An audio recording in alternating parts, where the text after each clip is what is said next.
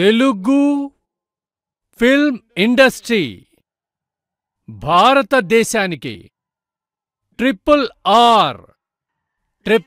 Are లాంటి super hit film ఇచ్చింది. కానీ నేడు తెలంగాణ కాంగ్రెస్ పార్టీ రాష్ట్ర ప్రజలకి RRR ట్యాక్స్ ఇచ్చింది.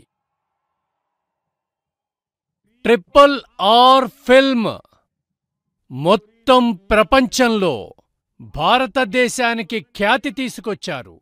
కానీ ఈ RRR ట్యాక్స్ భారతదేశాన్ని సిగ్గుపడేలా చేస్తోంది.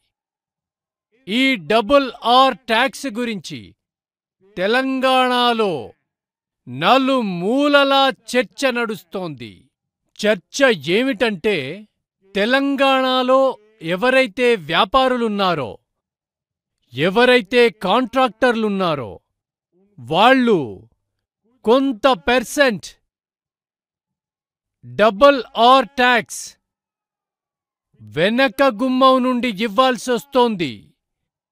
వాళ్ల మీద ఆరోపణ ఏమిటంటే, ఇక్కడ టోటల్ ఎంత వసూలవుతుందో అందులో ఒక పెద్ద భాగం RRR ట్యాక్స్ రూపంలో బ్లాక్ మనీ ఢిల్లీ వెళుతోంది. నాకు తెలుసు, మీరందరూ ఈ RRR ట్యాక్స్తో చాలా విసిగిపోయారు. నేనీ విషయంలో మరీ ఎక్కువ వివరాల్లోకి వెళ్లాల్సిన పని లేదు. మీకర్థమయ్యే ఉంటుంది ఈ RRR ఎవరో.